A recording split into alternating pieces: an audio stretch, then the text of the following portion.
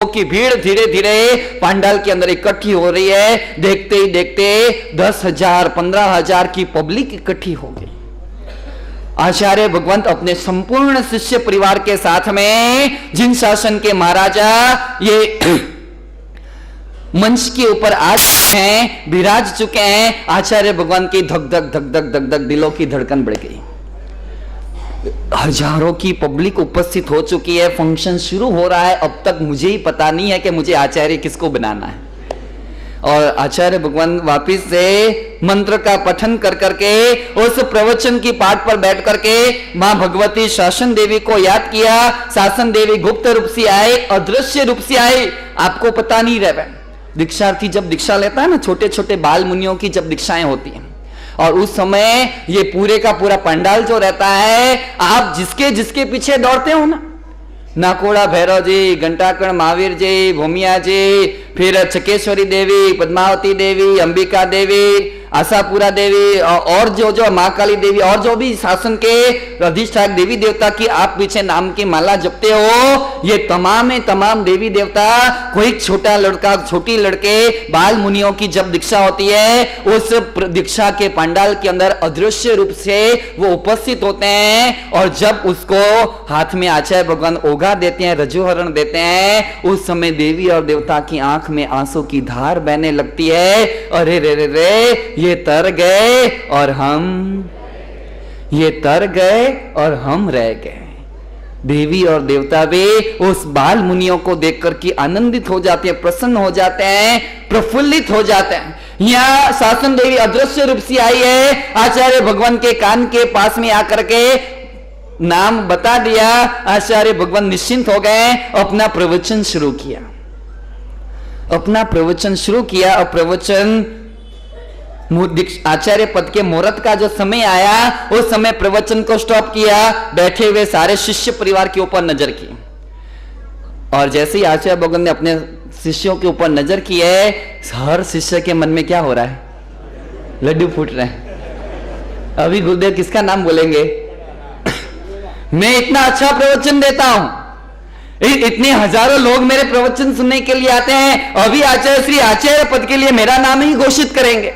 दूसरे शिष्य को लगता है मैं इतना अच्छा कवि हूं, मैंने इतनी सारी कविताएं लिखी, जैन कविताएं लिखे, मेरे भजन लोगों के अंदर प्रसिद्ध है, मैं अच्छा गाता हूं, अच्छी भक्ति कराता हूं, अभी आचार्य भगवान मेरा नाम ही घोषित करेंगे। तीसरे शिष्य को लग रहा है मैं मांस खमण कर दिया, मैंने 16 उपवास किए, मैंने वर्षी तप के, इतनी घोर तपस्या करता हूं, तेले के पार में तेला करता हूं, आचार्य सिर्फ तो अभी मेरा नाम ही घोषित करेंगे। चौथे शिष्य को लग रहा है कि अभी मैं इतना किताबें लिखी है, इतना साहित्य का मैंने सर्जन किया है, मेरी किताबों को पढ़कर के कितने लोगों के जीवन परिवर्तन हो चुके हैं, चारों तरफ मेरी किताबों की डिमांड है, अभी आचार्य भगवान आचार्य पदवी के लिए नाम तो मेरा ही घोषित करेंगे। एक एक शिष्य के मन के अंदर लड्डू फूट रहे हैं। और आचार्य ने प्रमुख शिष्य को, सबसे बड़े शिष्य को बुलाया, उसको पूछा, अरे फलाने महाराज जी नहीं आए हैं?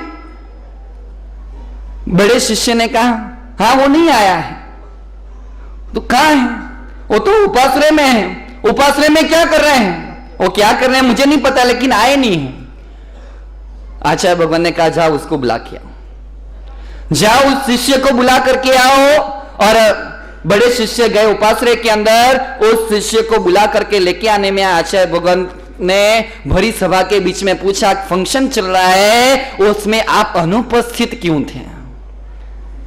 और बड़े ही विनम्रता से हाथ जोड़ करके, मस्तक झुका करके गुरुदेव को उत्तर दे रहे हैं, गुरुदेव ये आचार्य पद का प्रसंग है, बड़े कोई विशिष्ट कोटि के, धुरंधर कोटि के जो एक्सपर्ट शिष्य होंगे, उसको ये पदवी का कार्यक्रम देने में आएगा। मेरे जैसे ठोठ डफोड़ का तो हाँ अंगूठा छाप हूं। मैंने तो आपको पहले ही कहा था, मैंने दीक्षा ली तभी आपको बोल दिया था, मैं दीक्षा तो लूंगा लेकिन मुझे पढ़ना लिखना आता, अपना दिमाग ज्यादा चलता नहीं, मुझे अब कुछ नया याद तो रहेगा नहीं, मैं दीक्षा लूंगा, आप सबकी सेवा करूंगा, गोचरी पानी भरा के लाऊंगा, बाकी वयावच आदि का काम करूंगा, बाकी मेरे से पढ़ाई होने वाली मुझे आता तो है नहीं, अंगूठा छाप हूं, इसलिए मैंने सोचा कि 3-4 घंटे ये आचार्य पदवी का फंक्शन चलेगा। उसके बाद जैसे ही 1-1:30 बजेगा सब साधु उपाश्रय में आएंगे। गर्मी के दिन है, वैशाख महीना, मई महीना है, सब साधु तृषातुर होंगे,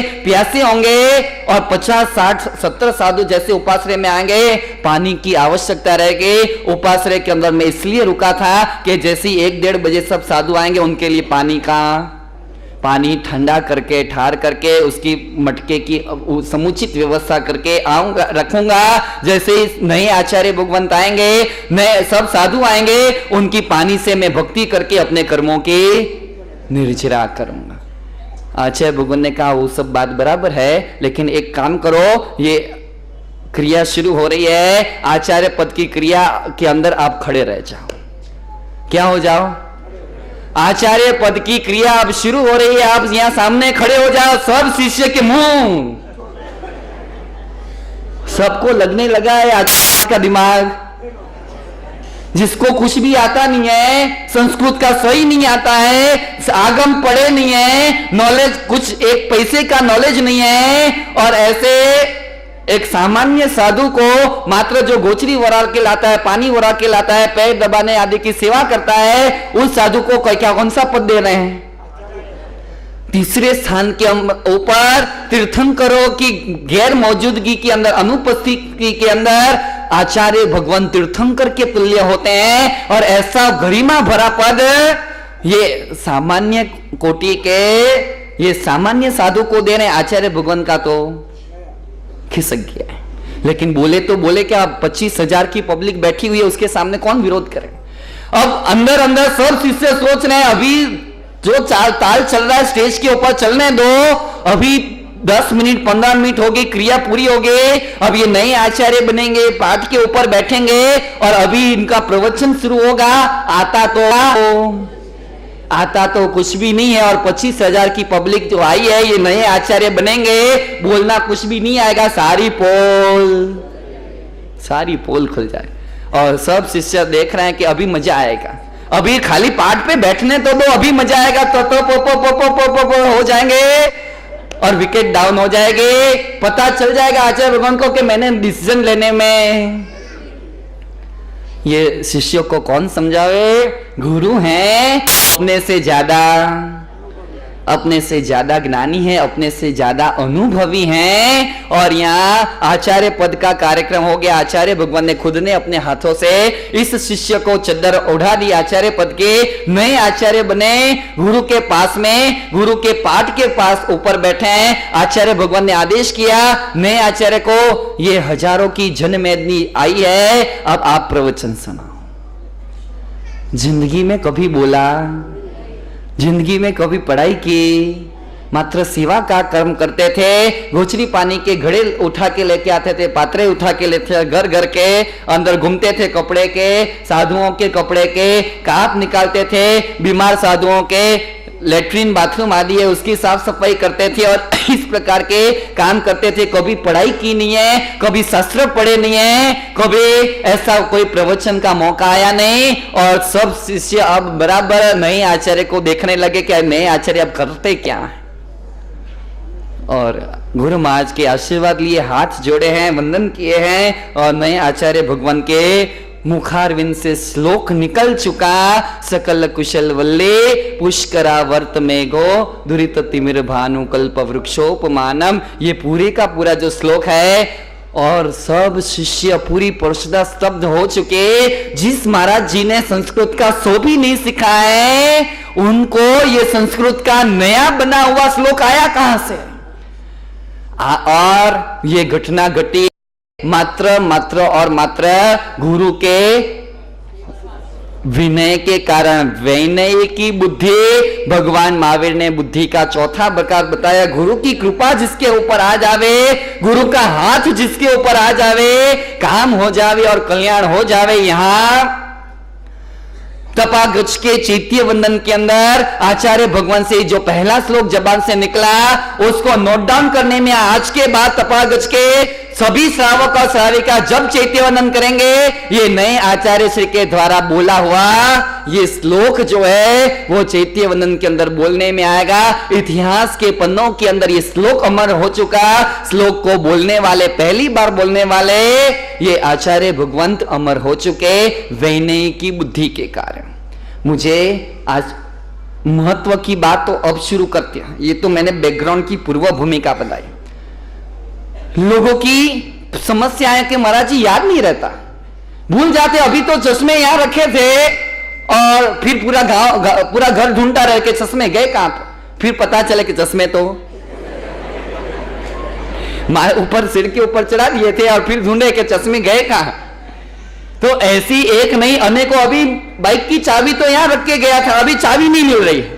और चाबी नहीं मिल रही है तो ड्रॉवर खोल दे, ये खोला वो खोला, 10 मिनट 15 मिनट 20 मिनट तक यूं ही बेचैन हो जावे, ढूंढते रहे, याद नहीं रहता है। ये मात्र बच्चों की समस्या नहीं है, ये हर स्टेज की, हर उम्र की समस्या है। याददाश्त कैसे बढ़ानी, और उसके लिए पहली बात करता हूं कि जीवन के अंदर विनय आएगा तो जीवन के अंदर बुद्धि आएगी। भुलक्कर स्वभाव को दूर करने के लिए महावीर ने सबसे पहले विनम्रता का गुण बताया।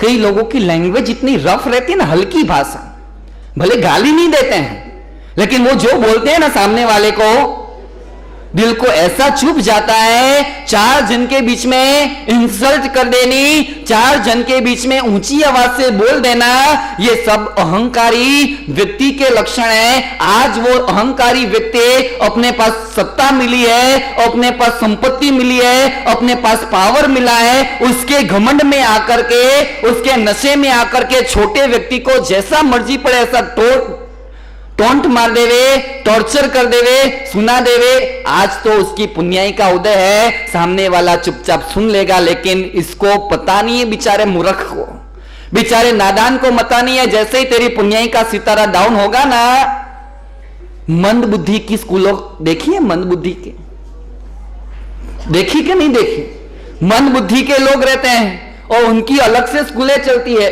शास्त्रों ने कहा ये मंद बुद्धि के तमाम बालक किसी न किसी जन्म के अंदर अति तेज बुद्धिशाली थे, लेकिन जब उनको बुद्धि मिली थी ना, वो बुद्धि का उपयोग करना नहीं आया। बुद्धि का उपयोग किसी की षड्यंत्र करने में, गेम खेलने में, पॉलिटिक्स खेलने में, किसी के बारे में, किसी को काटने की प्रवृत्ति, समाज विरोधी प्रवृत्तियों के अंदर अपनी मिली हुई बुद्धि का उन्होंने दुरुपयोग करने का काम किया। अपनी इस बुद्धि से किसी को हल्का बताने के, नीचा दिखाने के लिए प्लान कैसे करने, इसका तैयारियां कैसे करनी, इसी की प्लानिंग के अंदर उसने अपनी दिमाग का उपयोग किया। उस जन्म में बुद्धि मिली, उपयोग नेगेटिव में किया। आज मंद बुद्धि के रूप में उनका कर्म सत्ता ने जन्म दे दिया। 2 और 2 4 की जैसी बात है। नीम बोगे तो नीम मिलने वाला है, और आम को बोगे तो इतनी छोटी सी बात भी अपनी खोपड़ी में बैठती। करना तो अपने को रफ जीवन जीना है, जैसे मर्जी पड़े ऐसे जीना है, ऐसे बोलना है, सामने वाले का इंसल्ट कर देना है, सामने वाले को तोड़ देना है। आई एम समथिंग, मैं ही कुछ तो भी हूं, तुम लोग तो, तुम्हारे में तो अक्ल ही नहीं है। और ऐसा रिप्रेजेंट करता है, अपना शो ऑफ करना है, सामने वाले को अपने अंडर में रखना है। आज भले नशा चढ़ा है, लेकिन समझ लेना, कान खोल करके सुन लेना, ये कुदरत है, ये कर्म सत्ता है। किसी के बाप की शर्म रखते, इस कर्म सत्ता ने तीर्थंकरों को नहीं छोड़ा, कर्म सत्ता ने आचार्यों को नहीं छोड़ा। आप और मैं, अपन दोनों कौन से खेत की मूली है भाई। कभी अहंकारी मत बनना, विनम्रता आएगी तो बुद्धि मिली हुई सद्बुद्धि के अंदर कन्वर्ट हो जाएगी, ट्रांसफर होगी। बुद्धि को बढ़ाने के लिए, बुद्धि को सतेज करने के लिए, सद्बुद्धि के अंदर शिफ्ट करने के लिए महावीर ने अलग अलग सूत्र बताए। पॉइंट नंबर 1, पहला सूत्र, याददाश्त को तेज करने के लिए सबसे इफेक्टिव और सबसे पहला सूत्र बताने में आया, रात को देर तक जगना नहीं। बात आती है समझ? किसी की खोपड़ी में नहीं बैठेगी। और अक्सर यंगस्टरों की तो बिल्कुल यहाँ यंगस्टरों की तो खोपड़ी में बिल्कुल ही नहीं बैठेगी। कहां के रात को 12:30 बजे, 1 बजे, 1:30 बजे, 2 बजे तक व्हाट्सएप पर रहने वाले, लैपटॉप पर रहने वाले, नेट यूज करने वाले को कौन समझावे कि महावीर ने 2600 साल पहले इस मेमोरी के एक पार्ट को ओपन करके इसके पूरी की पूरी व्याख्याएं बता दे। जितना लोड आप इसके ऊपर रात्रि के अंदर देते हो उतना ज्यादा आपका जीवन डिस्टर्ब होता है। यह शरीर भी एक मशीन है और इसको भी थोड़ा सा रेस्ट चाहिए, थोड़ा सा आराम चाहिए, और आराम भी उसके टाइम पर चाहिए। आप 2 बजे सो करके 10 बजे उठो, यह शरीर की सिस्टम नहीं है। आपने शरीर की सिस्टम को डिस्टर्ब कर दिया, शरीर आपको डिस्टर्ब कर देगा। आप समझते हो कि चल ही रहा है ना, अपने 8 घंटे की नींद है, 2 बजे सोएंगे, 10 बजे उठ जाएंगे, अपना नींद का कोटा पूरा हो जाएगा। नींद का कोटा भले पूरा होवे के न होवे, आपका माइंड डिस्टर्ब हो जाएगा, चिड़चिड़ापन का स्वभाव हो जाएगा। रात को देर तक जगने से व्यक्ति चिड़चिड़ा हो जाता है। रात को देर तक जगने से उसका आत्मविश्वास का जो लेवल है, इनर जो लेवल है, धीरे धीरे कम होने लगता है। कहीं ना कहीं अकेलापन का इंटरनली एहसास होने लगता है। ये सारे स्लो पॉइजन के रूप में आते हैं, दिखते नहीं है, महसूस होता है लॉन्ग टाइम के अंदर, लंबे पीरियड के अंदर। पहली बात परमात्मा ने आगम सूत्रों के अंदर बताए, जल्दी सो जाओ, 10, 10:30, 11 बजे, 11 बजे तक तो सो जाओ। अब तो सैंपल पीसों को वही तकलीफ है कि 11 बजे सोना तो है लेकिन नींद आती, सोना तो है लेकिन नींद ही नहीं आती है, क्या करें। हाँ, ये हमारे भाषा कह रहे हैं, रात्रे वेला जे सुए वेला उठे, वीर बल बुद्धि धन खूब वधे, सुखमा रहे शरीर। यहां ये दोहे यूं ही नहीं बनाने में आए, इसके पीछे के राज हैं, इसके पीछे के रहस्य हैं।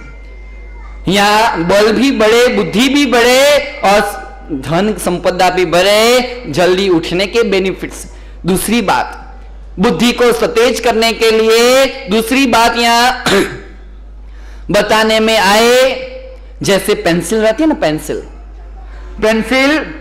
को जितनी छीलते जाओगे उतनी सतेज होती जाएगी, उतनी शार्प होती जाएगी। ये बुद्धि को, इस माइंड को जितना आप कसते जाओगे उतना ज्यादा पावरफुल होते जाएगा। जितना उसका उपयोग करना बंद करोगे उतना ही बुढ़ा हो जाएगा। क्या हो जाएगा? हाँ, एक समय था घर के अंदर गेम्स भी आती थी ना, तो चेस की गेम आती थी, माइंड लगाना पड़ता था, दिमाग दौड़ाना पड़ता था। एक समय था वो एक गोला आता था, एक स्क्वायर आता था, उसके अंदर कलर सेट करने रहते थे। हाँ देखो, इनको भी पता। तो वो गेम रहती थी, उसमें अपना दिमाग लगाना पड़ता था, एक माइंड की एक्सरसाइज होती थी। आजकल यंगस्टरों के अंदर जिम जाने का क्रेज बढ़ा, सबको स्मार्ट दिखना है, सबको हैंडसम दिखने के अंदर इंटरेस्ट है, सबको हीरो बनना है। हाँ, वो समझ जाओ आप, वो 6 पैक की बात कर रहा है, वो मैंने कहा समझ जाओ आप। लेकिन ये मात्र शारीरिक कसरत नहीं, मन की कसरत की बातें भी बताने में आई थी।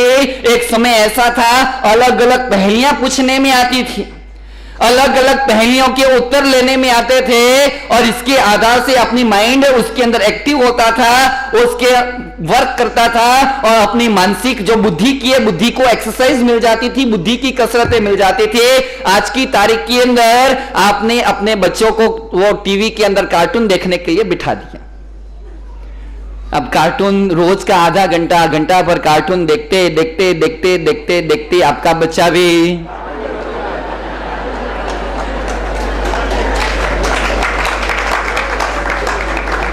या तो आपके बच्चों को आप कार्टून के पास में बिठा करके उनको कार्टून बना देते हो, या तो उनके हाथ में मोबाइल या वीडियो गेम थमा करके वो वीडियो गेम खेलता रहे। गेम्स उसके अंदर आती है, वो गेम्स खेलता रहे, और गेम खेलते खेलते डिसुम डिसुम करो, उसको मारो, उसको ये करो, आपको इतने पॉइंट मिलेगा। मात्र हिंसा के परिणाम उसके इस खोपड़ी के अंदर फिट हो रहे हैं। माइंड को एक्सरसाइज देने की बात तो दूर है, आपके बच्चों का स्तर, मानसिक जो स्तर है, अपने हाथों से आप नीचे के नीचे डाउनफॉल करा रहे, और फिर आप आकर के कहते हो कि महाराज जी बच्चे को याद रहता।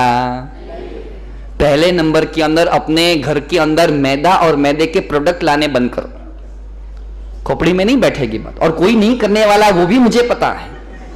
मैं 10 बार भी चिल्लाऊंगा ना तो भी अपने घर में से ब्रेड, अपने घर में से पाव, अपने घर में से बिस्किट्स, अपने घर में से ये सारे मैदे के जो भी चीजें हैं, जो भी प्रोडक्ट्स हैं, इसके अलावा भी वो अपने को बंद करने।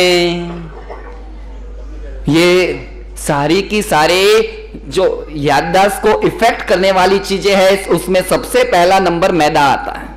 मैदा अपने मानसिक विकास को, मेंटल डेवलपमेंट के ग्रोथ को रोक देता है, ब्लड सर्कुलेशन का फ्लो। आपको एक बात बता दो, उठने की बात जल्दी क्यों की कि सुबह के समय में 5:30 6 बजे का जो समय है, ट्रैफिक न रहे, और अर्ली मॉर्निंग के अंदर जो हवा है, जो ऑक्सीजन है, वो शुद्ध ऑक्सीजन जितना गहरा आप लोगे, सुबह के समय में प्राणायाम आदि आसन जो करोगे, आपके डीप ब्रीदिंग के अंदर ऑक्सीजन का फ्लो जाएगा, ब्लड सर्कुलेशन माइंड के ऊपर व्यवस्थित पहुंच सकेगा। जिंदगी के अंदर कभी आपको ब्रेन ट्यूमर ना होवे, जिंदगी के अंदर कभी आपको कोमा के अंदर जाने के परिस्थिति ना होवे, जिंदगी के अंदर कभी पैरालिसिस के अटैक ना आवे। ये सारी की सारी बात ही अर्ली मॉर्निंग के अंदर उठ करके योगा और प्राणायाम करने के, आज योगा ही हट गए, लाइफ में से प्राणायाम भी निकल गए।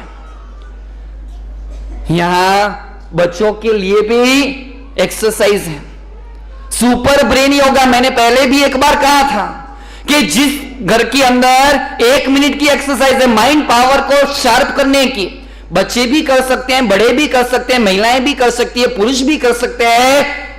300% मेमोरी सेल एक्टिव हो जाते हैं। कितने परसेंटेज? ये मेमोरी सेल्स जो हैं, आपको पता है जितने भी साधु संत है ना, चाहे मंदिर मार्गी रहे, स्थानकवासी रहे, तेरापंथी रहे, के दिगंबर रहे, वो अपने शरीर के जो बाल हैं उसका लोच कैसे करता है? हाथ से करने से क्या होता है भाई? क्यों हाथ से करना, क्यों कैंची से नहीं करना? बोलो भाई, हाथ से क्यों करना, कैंची से क्यों नहीं करना? साइंटिफिक रीजन है। मेरे भगवान के शासन के अंदर, जैनिज्म के अंदर एक भी बात इनप्रैक्टिकल नहीं है। हर एक के पीछे कुछ ना कुछ साइंस जुड़ा हुआ। हाँ, ये हो सके कि वो चीज आपको नहीं पता रहे, पर लेकिन जब गुरु के पास से आकर के समझोगे तो हर एक के पीछे